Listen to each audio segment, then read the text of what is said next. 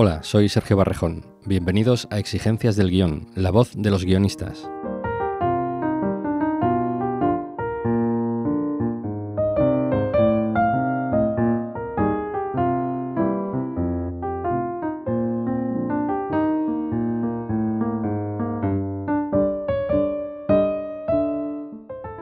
Ayla y los Mirror es una serie en la que los guionistas se han tenido que convertir en letristas de canciones o pensar en estilos de baile para transmitir las emociones no verbalizadas de los personajes. Paul Sánchez y yo nos reunimos con Ada Hernández, creadora y showrunner de la serie, y su co-creadora Tatiana Chisleansky, que además la acompaña en la coordinación de guión, para descubrir cómo se escribe una serie juvenil musical que consiga tener a los espectadores pegados a la pantalla.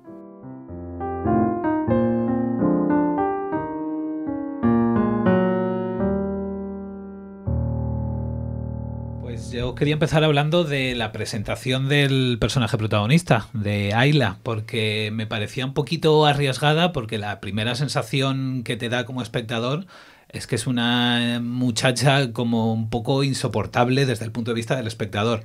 Y sin embargo se le coge cariño muy rápidamente. Entonces quería preguntaros cómo os planteasteis esto y cómo lo fuisteis trabajando para poder cogerle cariño al personaje tan rápido. Pues de los muchísimos retos de Ayla, fue el primero, ¿no? Era como... Ada Hernández. Queremos enfrentar a dos clases sociales, de niños de dos clases sociales, y a una niña pija, queremos que sea una niña pija, pero queremos quererla, ¿no? Entonces, cuando te dicen, reinvéntate la telenovela clásica de Disney para niños, desde aquí dices, ¡buf! ¿Cómo hago yo para que quieran a esta niña? Tenemos la gran suerte de que teníamos a Violeta Amadel, que no puedes no quererla, que es nuestra prota maravillosa.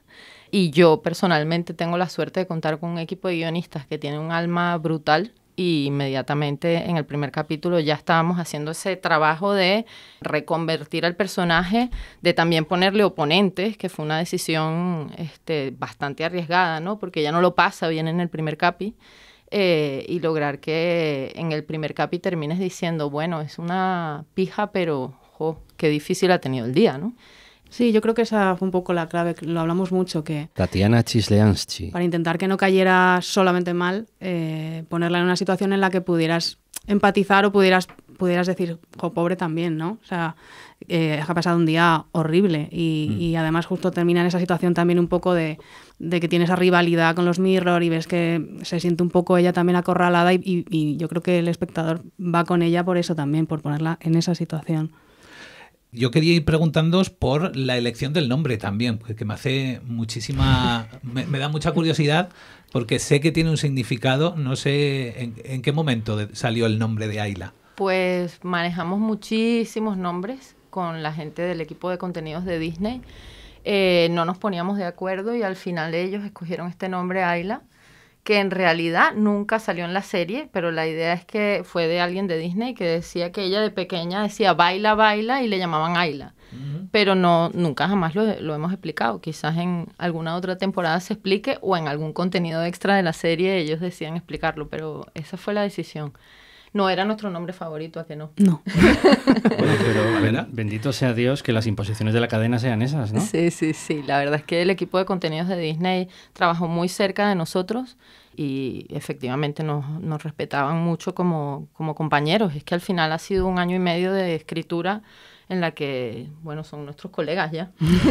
Sí, bueno, ha habido de todo también, ¿eh? Que Ada también es siempre como muy benévola, pero también hemos tenido algún momento de esos de, no, ahora esto que en vez de así sea así. Y es como, vaya, pues lo teníamos pensado desde esta otra manera, pero bueno. Pero nada siempre grave. Lo reescribimos y lo defendemos todo luego, lo que podemos. Luego siempre nos pasa que lo volvemos a hacer y decimos, pues está muy bien así también. O sea que... Claro, siempre hay que encontrar como ese equilibrio en el cual eres flexible y no te enrocas en lo que has escrito y recoges las notas de la cadena, pero a la vez proteges a tu bebé, ¿no? Y proteges la esencia. Y tanto y más con 30 capítulos, es decir, que teníamos mucho tiempo por delante de hacernos o amigos.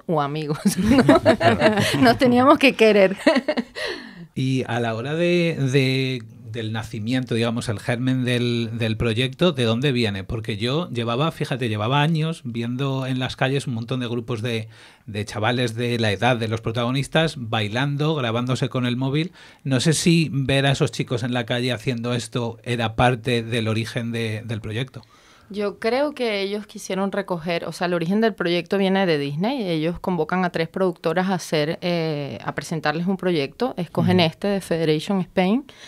Y yo creo que ellos tenían muy claro, por toda la movida del TikTok y cómo funcionan los trends para los chavales, que querían hacer por primera vez algo más de baile que de canto, ¿no? Porque normalmente este tipo de productos siempre es más de canto que de baile. Y ellos tenían muy, muy claro. De hecho, Natalia Rodríguez, la directora de casting, cuando empezamos a hablar ella y yo, me dice, bueno, es que yo tengo un montón de niños que cantan muy bien. Y le digo, no, espera, tienen que cantar, pero sobre todo tienen que bailar. Ah, que es de baile. Porque claro, en el ideario de la gente esto era una serie de canto, ¿no?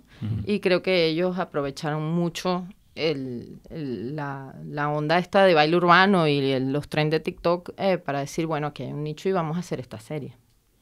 Yo quería indagar sobre todo en la parte del guión, cómo trabajáis todos estos bailes, las canciones, porque según tengo entendido, los guionistas en esta serie también sois letristas de canciones. Venga, Tati, habla de ese tema que te gusta.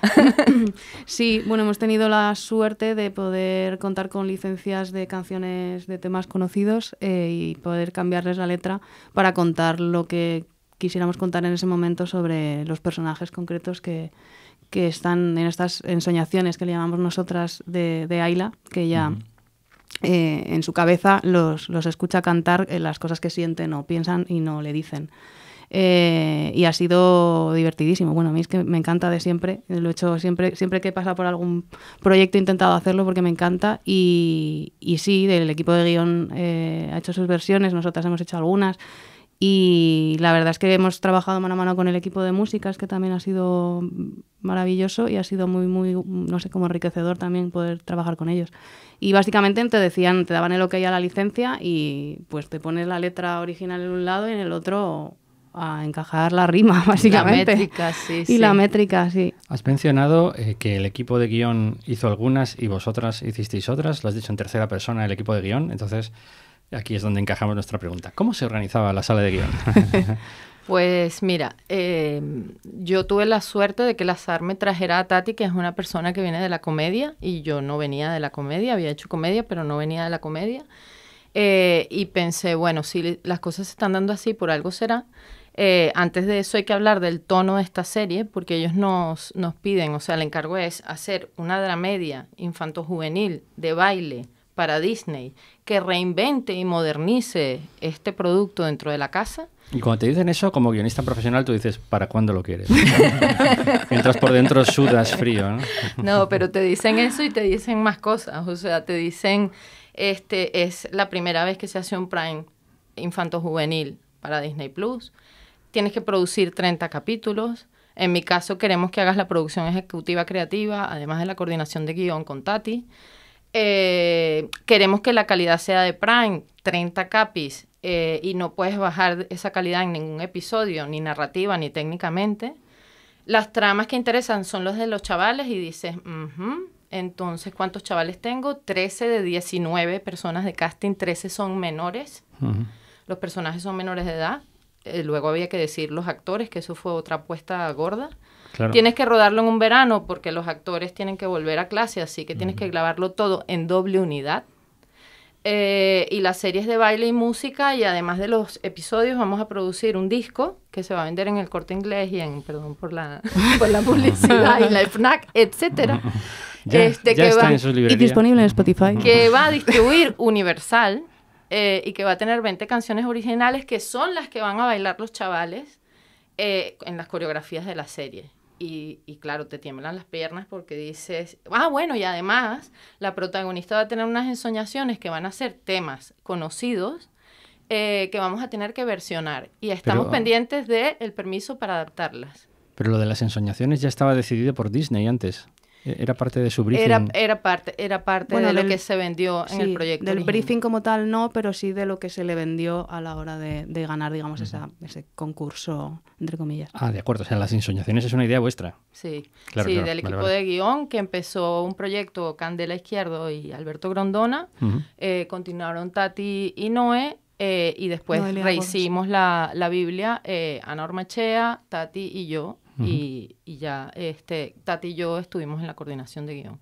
Pero la idea original que le venden a Disney desde Federation contiene este tema de las ensoñaciones musicales. Claro, es un proceso de desarrollo que, por lo que habéis dicho, hay como 3 cambios de equipo o 3 evoluciones del equipo. ¿Habrá llevado meses o años? Un año. Sí. Un año. Un año antes de que se dieran el green light y ya entonces se incorporó el equipo que hemos liderado Tati y yo. Yo quería indagar un poquito a lo que estábamos hablando hace un par de minutos de cómo es exactamente el desarrollo de guión en cuanto a canciones y bailes. ¿En qué momento del proceso tenéis que plantearos, vale, aquí va a haber una canción, os dicen qué canción es, la decidís vosotros? ¿Cómo se trabaja eso? Porque claro, luego hay que pedir licencias, es un proceso complicado. A ver, la parte de las canciones fue lo primero que empezamos a desarrollar. O sea, cuando te dicen esto, yo lo primero que pregunté es quién es la jefa de casting y quién es la supervisora musical. Porque claro, hay que empezar a buscar niños que canten ya, niños que interpreten y niños que también bailen y canten y interpreten bien. Entonces, el casting era fundamental. Y luego, ¿quién es la supervisora musical? Porque había que empezar a componer ya canciones que ellos tenían que luego bailar y en consecuencia había que hacer coreos, ¿no?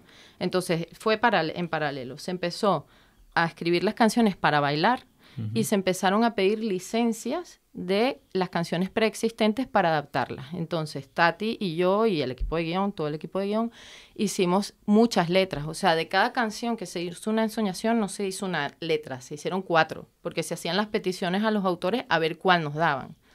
Claro, porque el autor de la letra tiene que aprobar vuestra versión de la letra y para eso, para afinar el tiro, tenéis que apuntar, o sea, disparar varias veces, ¿no? No hemos hecho cuentas de cuántas habremos escrito, pero son muchísimas. Son muchas, pero vais a editar un disco vosotras que se venderá también. Sí, ojalá. Yo, vamos, o sea, presento mi solicitud de letrista. Si alguien la quiere. Aquí hay una anécdota divertida mía, que yo le decía a Tati, espérame, porque claro, yo estaba con la producción ejecutiva en paralelo a la escritura de los guiones, se caía a lo mejor una que habíamos escrito con los guionistas o que habíamos escrito juntas y había que hacer otra de otro tema que nos decía la supervisora musical. Para el capítulo tal, tenemos yo que sé qué canción, ¿me podéis escribir una letra? Y era todo muy urgente porque había que hacer las peticiones. Y Tati me decía, ¿qué me pongo? Y yo, no, espérame. Porque claro, es un trabajo muy gustoso y que yo disfrutaba mucho hacerlo con ella, ¿no? Entonces, si lo he entendido bien, os llegan las canciones para las que tenéis derecho y entonces tenéis un poco como que encajar y buscar la forma de que la historia llegue a esa canción.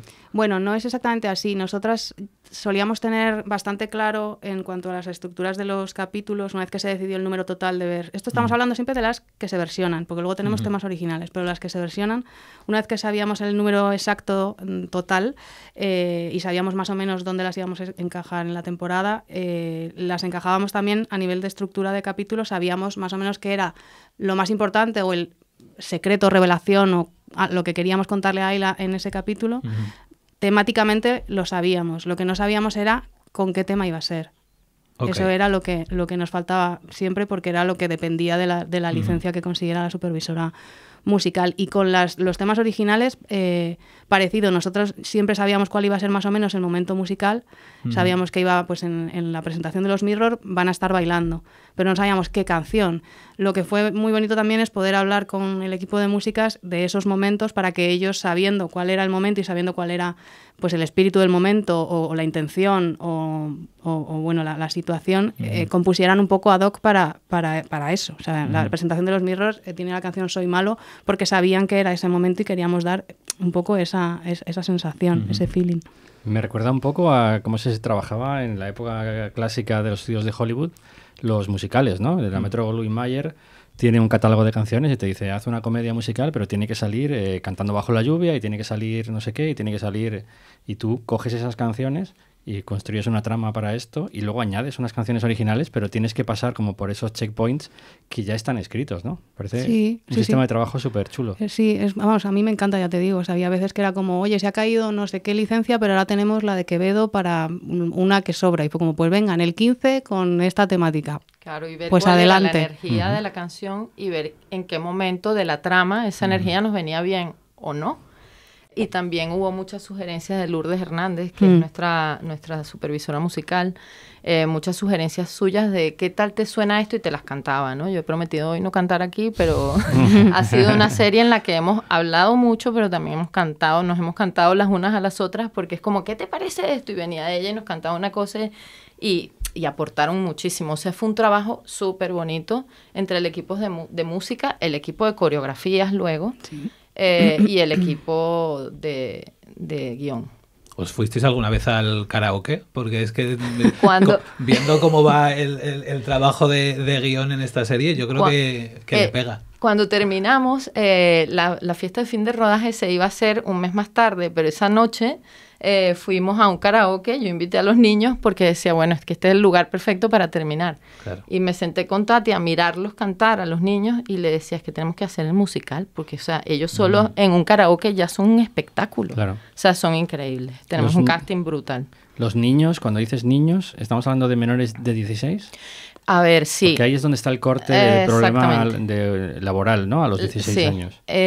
A ver, en principio la idea de la productora era tener mayores de 16 siempre, salvo 2 personajes que tenían en guión mucha menos edad, ¿no? Que son Julia y Sammy, que tenían pues 10 y 12. Y la consigna un poco de la productora era, tenemos que tener siempre mayores de 16 porque si no, no vamos a poder rodar.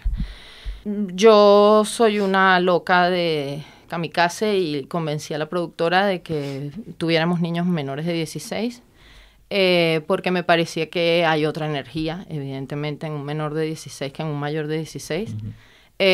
No todos los actores son menores de 16, pero hay varios actores que son menores, son 5 actores que son menores de 16 de los 13.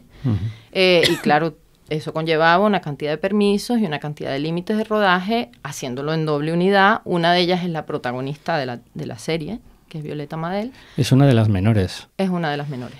¿Cómo es que solo pueden rodar 5 horas al día? No, ahora se ha flexibilizado un poco más. Ella tenía 8, pero bueno, incluía maquillaje, peluquería, vestuario. Ella tendría que estudiar, tenía muchas secuencias. Imagínate una protagonista en doble unidad. Claro, y además, si no recuerdo mal, esto tienen que aprobar, ¿no? Tienen que sacar adelante los estudios porque si no, no pueden seguir trabajando. Exactamente.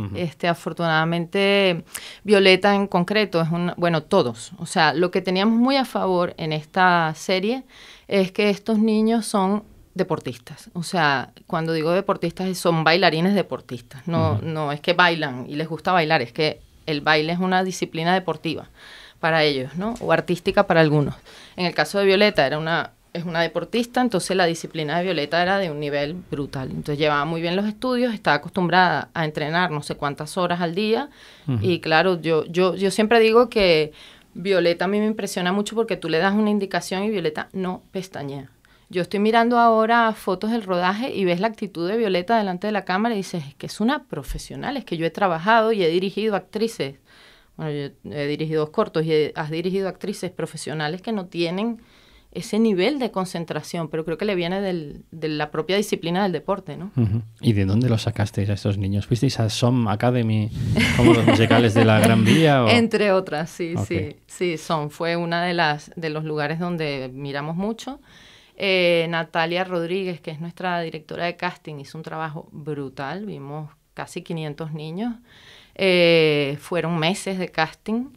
Redirigiendo además el casting conforme se escribía el guión, redirigiendo necesidades todo el rato de, oye, este personaje ahora, pues eso, cuando el guión se está moviendo y dices todo el tiempo hablando con músicas y todo el tiempo hablando con casting. Por eso decía al principio, las 2 primeras preguntas cuando te sueltan esta bomba es, dime quién es la supervisora musical, dime quién es la directora de casting, pues tengo que hablar con estas 2 mujeres ya.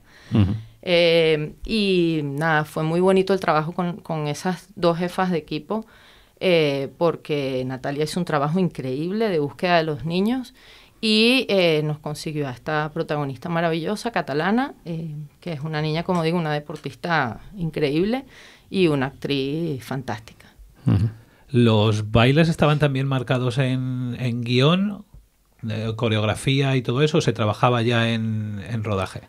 Bueno, nosotras marcábamos el momento de baile, es decir, decíamos, y aquí van a hacer una coreografía así o asá, o si es un paso en concreto, un paso más para de esta forma o de esta otra, pero luego obviamente eran los coreógrafos, que son los profesionales, los que... Marcabais un poco, me imagino, entonces, en lo que sería la emoción que tenía que transmitir el baile o lo que sentían los personajes en esos momentos. Sí, o sea, un poco por qué se hacía ese baile o quién participaba, o sea, sí, o sea, más la emoción o la situación que los pasos en sí, que ha sido momentos puntuales en los que sí hemos tenido que dar un paso en concreto, porque tiene que ser más clásico, o tiene que ser más difícil, o tiene que ser más tal, pero luego siempre eran los coreógrafos los que nos asesoraban y los que se encargaban, sí. O sea, había tramas de baile. Entonces, por ejemplo, en un bloque, para el final del bloque tenían que hacer un porté. Pues entonces hablas con los coreógrafos, que además eran nuestros asesores, era muy divertido porque nos decían, esto no es así. Bueno, vale, vamos a pactar, a ver cómo podemos hacer una cosa que los niños entiendan y que no sea aquí una clase, tú sabes, de danza, ni muchísimo menos, que no era la intención. Y ellos, bueno, cedían en cosas, nosotras en otras, y habían pasos que eran trama. Y simplemente nosotras manejábamos un documento loquísimo que llamamos mapa musical, ¿te acuerdas? Sí. Donde decíamos, en este capítulo estrenamos una canción nueva, o sea, una canción original, y tenemos ensoñación, y las ensoñaciones normalmente tenían también coreografía, y tenemos una coreo de tantos minutos, entonces más o menos calculábamos que el peso de coreografías y de música en el capítulo existiera y fuera suficiente, pero no fuera cansado. Y que imagino que tendría que estar también contrapunteado con el resto de escenas no coreográficas. Imagino que no quieres que de repente, yo qué sé, las 3 escenas de coreo estén todas en el segundo acto, ¿no? Correcto, porque otra cosa que le obsesionaba mucho al equipo de contenidos de Disney era, vamos a tener espectadores que van a amar el baile y vamos a tener espectadores que en el momento del baile igual se nos van, porque no les gusta este contenido. Entonces, limitábamos siempre las escenas musicales a 1 minuto y medio como máximo y tratábamos eso, que estuvieran equilibradas dentro del episodio, dentro de la escaleta, que no era fácil, no era un trabajo fácil muchas veces. Pero bueno, como digo, tenemos ahí, ya nos diréis en qué momento puedo nombrar a todas las guionistas, porque teníamos un equipo estupendo que lo pilló inmediatamente y nosotras dos llevábamos el mapa musical muy claro a la reunión de escaleta para que eso se pudiera trabajar así, porque éramos nosotras las que teníamos el contacto a la vez con Lourdes y con el equipo de músicas. Si hay un medio de comunicación en el que no le preocupará cuánto tiempo estés nombrando guionistas, es este en el que estás ahora mismo. Así que adelante, por favor, Ada Hernández, nombra a todos los guionistas de Ayla y los Mirror. Vale, pues voy, que como te decía antes, una vez que tuvimos el green light, Federation nos llamó a Tati y a mí para coordinar, y nuestras maravillosas guionistas son Flora González, Noelia Bodas, Alberto Grondona, Adela Gutiérrez, Ana Ormachea y Livia Ortiz. Habéis comentado hace un momentito algunas directrices que os daba Disney. Y yo tengo una pregunta sobre el orden de estreno de los capítulos, porque se estrenaron, no sé si fueron 4 o 5 capítulos, 5 capítulos primero, y luego se han ido estrenando otros capítulos, de 5 en 5, ¿verdad? Se va estrenando. ¿Esa decisión os afecta a vosotros a la hora de escribir? Porque me imagino que no es una decisión final. Sí, eso lo sabíamos. En un primer origen del proyecto había dudas de si iban a hacer 3 temporadas de 10 y se iba a escribir como 3 de 10 y se iban a lanzar como 3 de 10. Y muy pronto, afortunadamente, decidieron, digo afortunadamente porque nos hubiera dado igual, o sea, hacemos una cosa u otra, pero necesitas como guionista saberlo, evidentemente, cómo se van a lanzar. Y entonces muy pronto nos dijeron, vamos a hacer 5, 5, 5, 5 hasta llegar a los 30. Y se van a lanzar de una vez, pero cada semana 5. Y entonces, evidentemente, ahí... En mi caso, tiro de mi experiencia de diaria, ¿no? De dejar finales en alto en el capítulo 5 de cada bloque. Y sabes que es muy importante convocar a la siguiente semana a los chavales, ¿no? Estamos recibiendo... Sí, lo que más nos dicen, que dejamos en ascuas. Es como los niños se quedan como, quiero saber más. Entonces, eso, claro, es porque sabíamos que iban de 5 en 5. Sí. Algunos, hemos hablado de la protagonista, pero hay muchísimos personajes interesantes. A mí me encanta personalmente Inés, la compañera de habitación de Ayla. ¿Cuánto de ese personaje estaba en guión y cuánto aporta ella como actriz? Porque yo la adoro a ella, me parece maravillosa. Sí, bueno, ella, o sea, la actriz es maravillosa, pero a unos niveles ya de no puede ser, la quieres adoptar. Sí, pero pero el personaje es 100% guión. Ella obviamente es maravillosa y además tiene esa capacidad increíble de memorizar el texto, que tiene muchísimo, y soltarlo muy rápido, y además tiene mucha vis cómica y es muy inteligente, o sea, es una persona, vamos, que es que va a ser un bombazo. Pero luego el personaje está así planteado de guión desde muy, muy, muy al principio, además. En el momento en el que cae en nuestras manos, lo teníamos muy claro. Cuando el proyecto llega a nosotras, estaba ese personaje, además, no sé si te acuerdas, estaba planteado de otra manera y nosotras le dimos este giro mucho más cómico y yo creo que, bueno, que funciona como un tiro, porque de hecho es el personaje favorito de mucha gente. Yo creo además que es el personaje favorito de los adultos. Sí, lo tengo bastante comprobado, que es el personaje favorito de los adultos y es, ya te digo, es porque de guión siempre hemos tenido muy claro que era ese personaje parlanchín, boca chancla. Bueno, Inés, es que es... A mí, personalmente, como escritor, me daría un poco de vértigo escribir un personaje así, porque tendría miedo de caer en el pecado de decir, va a resultar demasiado pesada. Pero, sin embargo, es todo lo contrario. Es que la primera escena que la vi dije, no sé si voy a poder aguantar a este personaje. Pero enseguida estaba ya con ella. Entonces, ¿cómo trabajasteis ese tono? Porque me parece muy complicado y muy bien conseguido. Es uno de los personajes favoritos de mucha gente del equipo de guión y del equipo. Con Inés fue difícil el casting, porque sabíamos que tenía una carga de texto. Yo muchas veces le decía a Tati, tía, nos estamos pasando, esto que indicas, ¿no? Es que va a ser un peñazo. Y bueno, seguíamos. Además nos peleábamos a veces por seguir. No, y que luego hay una cosa que como cuando todavía no tienes el casting, te lees tú los personajes, claro, nosotras, o sea, yo lo leo muy rápido ese personaje, porque no es lo mismo, obviamente, leerlo que interpretarlo, y entonces luego dices, claro, pero es que luego igual no lo va a leer tan rápido. Y es una niña, que era de las niñas que eran menores de 16. Alicia Chopsnovsky, otra que tiene... Hoinovsky. Ay, madre mía, el apellido de Alicia me cuesta tanto como el tuyo. Bueno, Alicia es una actriz fantástica, pero que también dices, bueno, es que la energía de este personaje no puedo poner aquí a un mayor de 16, no puedo. Entonces, ¿a quién consigo yo para que diga estos textos? Entonces, el proceso de casting fue el casting de no sé cuántos millones de niños y luego un callback muy potente, con varios niños que se preseleccionaron, y luego hicimos un workshop en la productora donde trabajamos luego con ella, aparte, con ella se trabajó a solas después, y fue el personaje que costó más cerrar. Fue bastante difícil la decisión, teníamos otras opciones estupendas. La verdad es que además una cosa que me ha dejado claro este proceso es la cantera de niños estupendos que tenemos en este país ahora, y que yo espero que se hagan muchas series juveniles, porque es que hay unos niños maravillosos. Pero vamos, perdona, yo creo que respondiendo así en resumen a tu pregunta, es una conjunción, yo creo, perfecta entre que ella es increíble y luego que, un poco como pasaba antes con Ayla, como que intentamos que, dentro de que es muy cargante, entre comillas, digamos, como mucho texto y habla mucho y tal, es muy pesada, pero también te da mucha ternura. Te da mucha ternura al personaje, porque al final es un personaje que solo quiere que lo quieran, es un personaje que quiere que le hagan caso, es un personaje que se siente muy sola en algunos momentos, y entonces como que también quieres un poco que le salgan las cosas bien, y eso ayuda mucho. Como la vida misma. Exacto. ¿Cuánto, porque se suele decir, escribe de lo que sabes? ¿Cuánto sabéis de adolescentes de hoy en día como para decir, estoy escribiendo de lo que sé, o hasta qué punto habéis tenido que documentaros? Yo tengo una hija que en ese momento tenía la edad de la protagonista, así que eso me vino perfecto, a mi hija. Habría que preguntarle a tu hija también, te digo, ¿eh? Sí, bueno, es mi crítica más grande, ¿no? De hecho, a veces hay algunos diálogos que la miro como diciendo, ¿le va a dar horror o no? Claro. Y Tati es una eterna adolescente. Sí, yo tengo 16 años mentales constantes.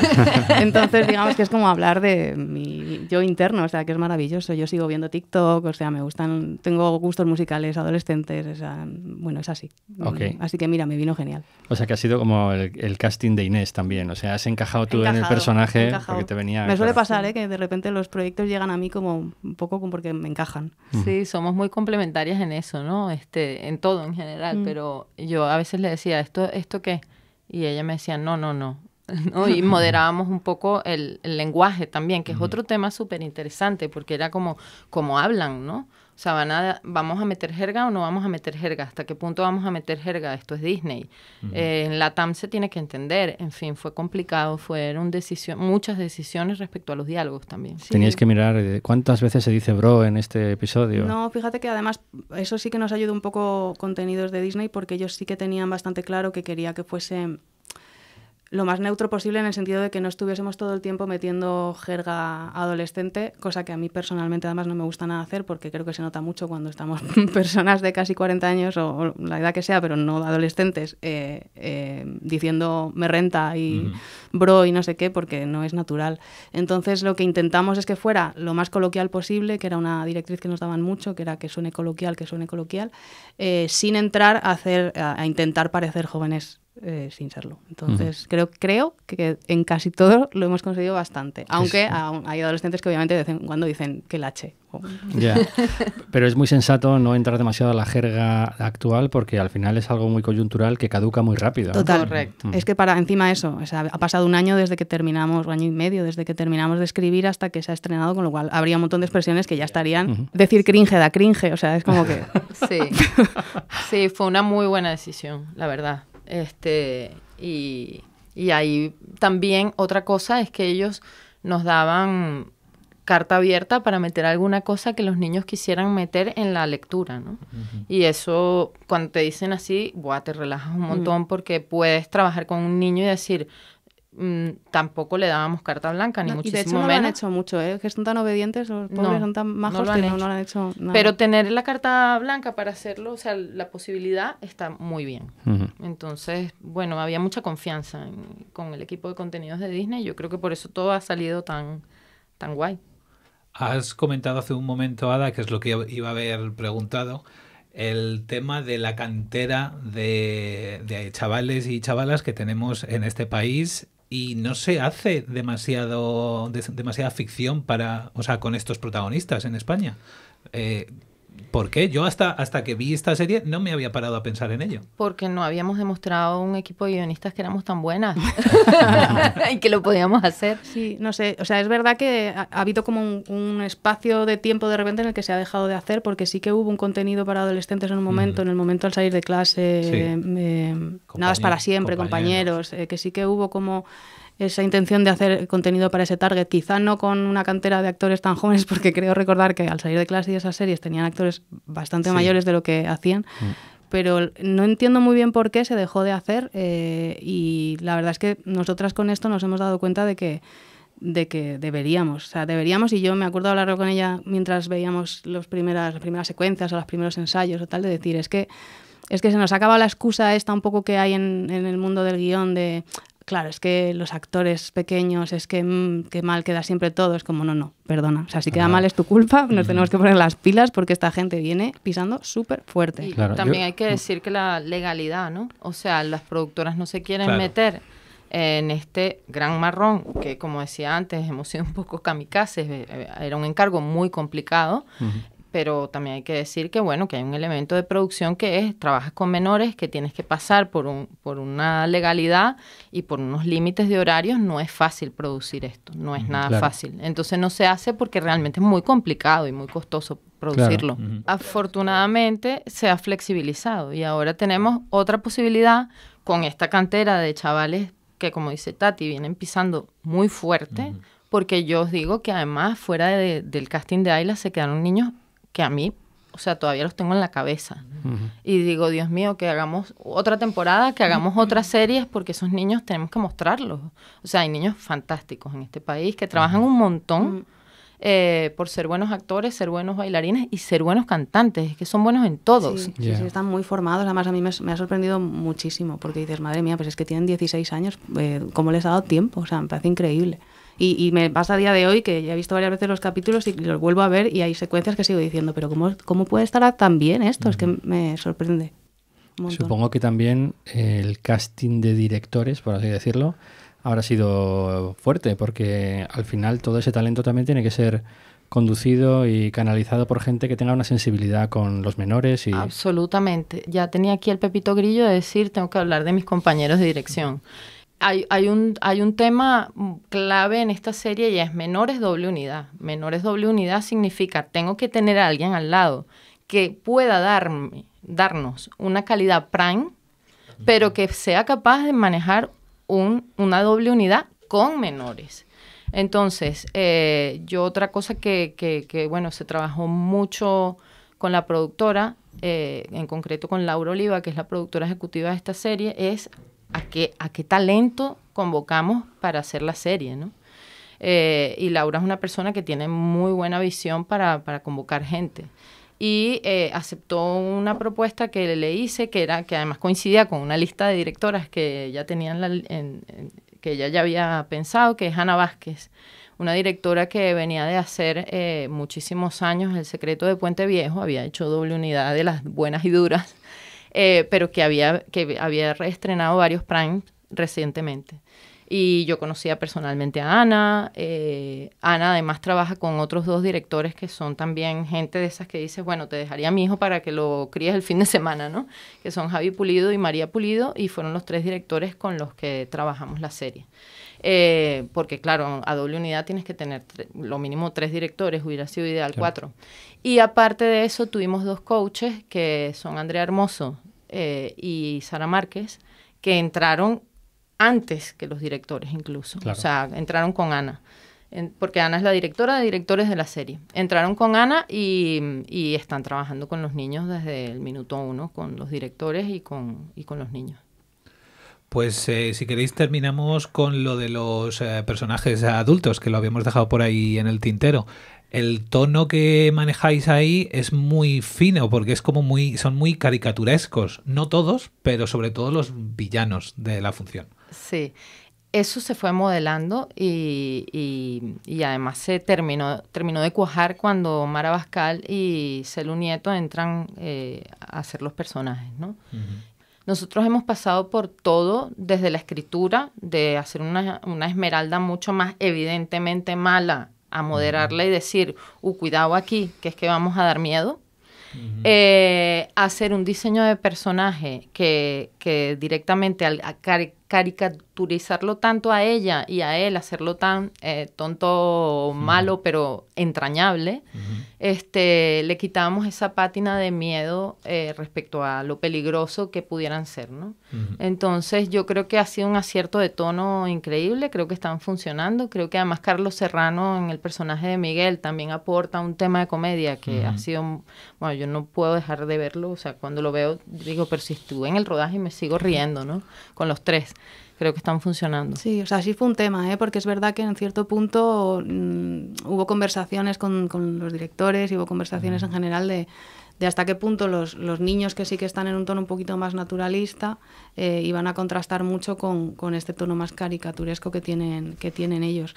Pero la realidad es que nosotras, no sé, como que nos salió de una forma muy orgánica, muy natural y lo leíamos y lo releíamos y lo leíamos y decíamos, es que funciona, es que va a funcionar. O sea, es un poco de confiad porque va a funcionar. Sí, sí. Fue, como dice Tati, fue un tema de debate, sobre todo con los directores. Ellos estaban, me acuerdo Javi Pulido que me decía, es que no me casa este contenido. Ana también, sí.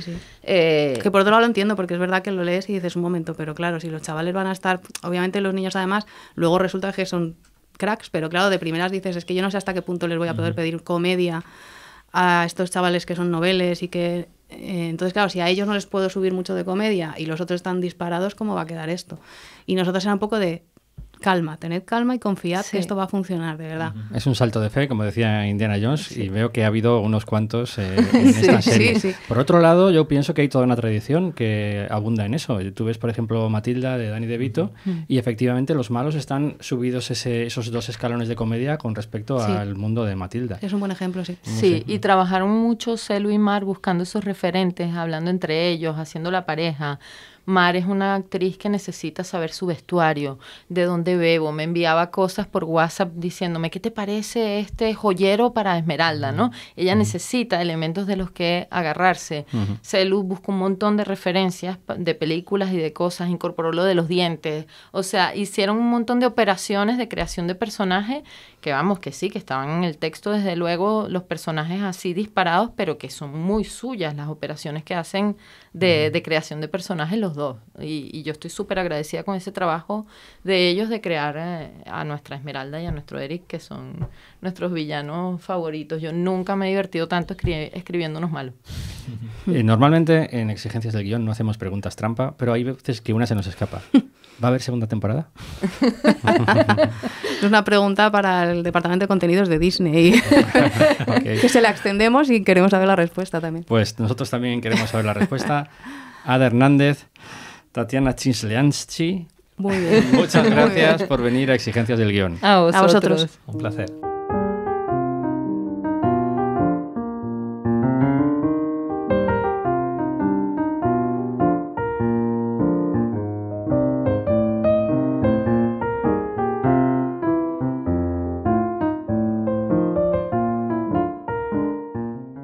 Gracias por escuchar Exigencias del Guión. Redacción, Paul Sánchez. Diseño gráfico, Jorge Espejo. Música, Julio Barrejón, interpretada por Ana Álvarez Prada. Puedes contactar con nosotros en el email podcast@exigencias.es o en el teléfono de España 613 006650. Hasta la semana que viene.